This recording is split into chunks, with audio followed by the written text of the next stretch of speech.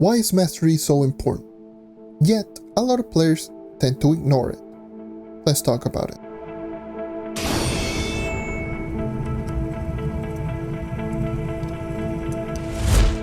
So I've done a video about mastery in the past and I wanted to revisit the topic since I do feel a lot of players tend to forget how good mastery really is.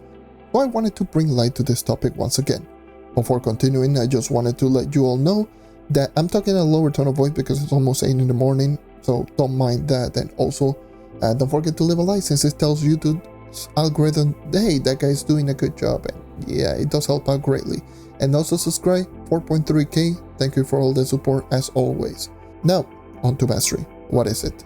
For those who are just going to be new to the game, mastery is going to be an account-based level system that increases based on how many stuff you collect into your whole account.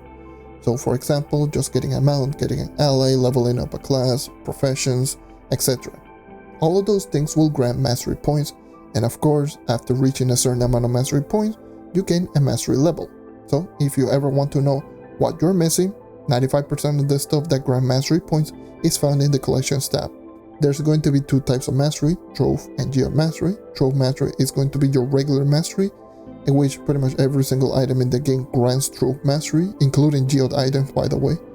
And also, speaking of Geode mastery is going to be for the items related to the Geode planet, so Geode caves, Geode topside, and delves. Pretty much all of those areas will have at least an item that grants Geode mastery.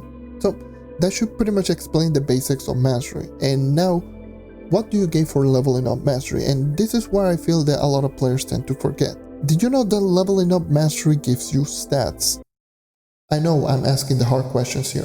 Anyways, the first 500 Trove mastery levels, you do get a 0.6% to your bonus maximum health, 0.2% into your bonus damage, so both physical and magic, and 4 power rank. After 500, you do get 1 power rank and 1 base magic find, but we're going to ignore that. We're going to mainly focus for 500 Trove mastery and obviously below, which of course, if you look at this stat, it doesn't seem like a lot, but once again, there's 500 levels. All of those stats that I mentioned gets multiplied by 500. So in total, when you are 500 Trove mastery, you do get plus 300% to your bonus maximum health, plus 100% to your bonus damage, so that it means your base physical damage and base magic damage gets doubled, and 2000 power rank for every single class just for being Trove mastery 500. That's it. And now that just looking at it like that, it feels like it looks more appealing than just looking at the 0.6%, 0.2% and the 4 power rank.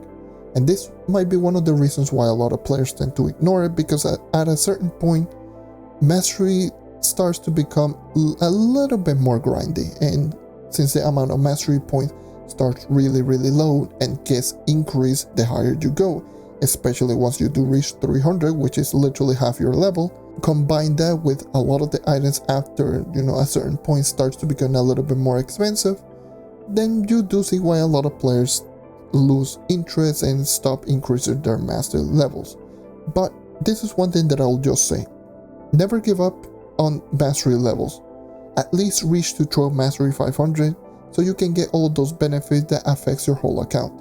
So if they add in a new class into the game, then you already have all of those stats granted by mastery.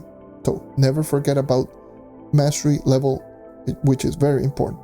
And of course, there's going to be Geode mastery, which is going to be capped at 100, and every single level from 1 to 100 is plus 10 light, 5 power rank, and that's it.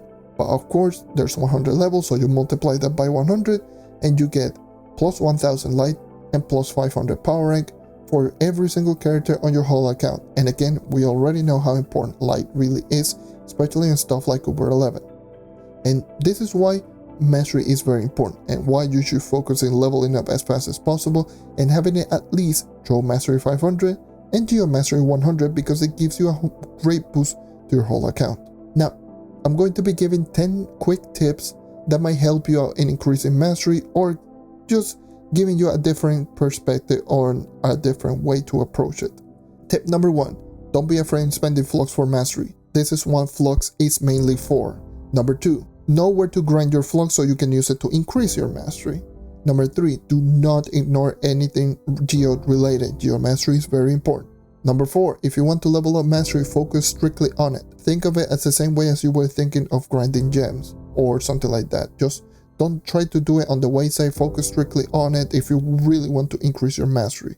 Number 5, even though I did say do not be afraid on spending flux, also don't spend flux on unnecessary stuff like buying a very expensive mount or costume. Get all of this cheap stuff out of the way. The same way can be said in the opposite way. If you do already have an expensive item, sell it rather than using it, because it will grant you a lot of mastery points, more so than the mount itself or the item itself.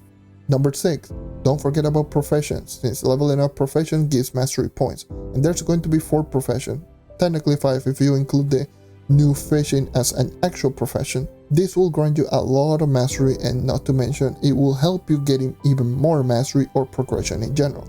Ring crafting for crystal ring, rune crafting for recipes, crystology for geo related items for the geo mastery, gardening for badges, and of course if you want to do a gardener, and obviously fishing now with all of the mastery items, which is all the fishes, which there is an absurd amount right now, and all of them grant a great amount of mastery points. Number 7 is going to be level up all your classes. You have no idea how many mastery points that you are actually just missing out if you're not doing it.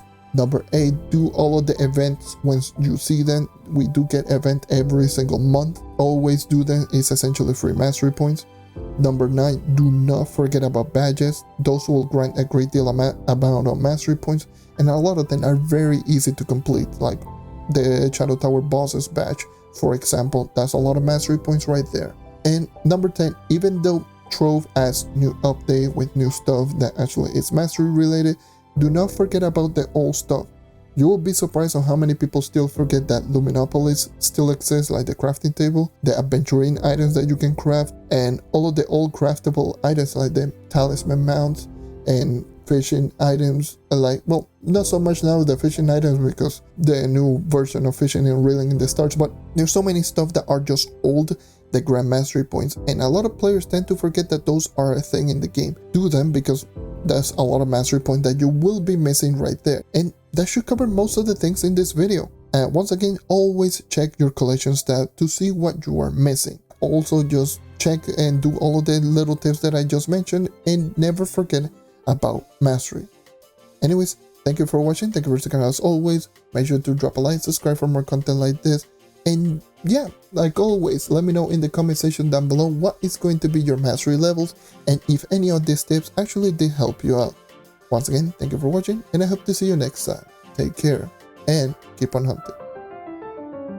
See ya.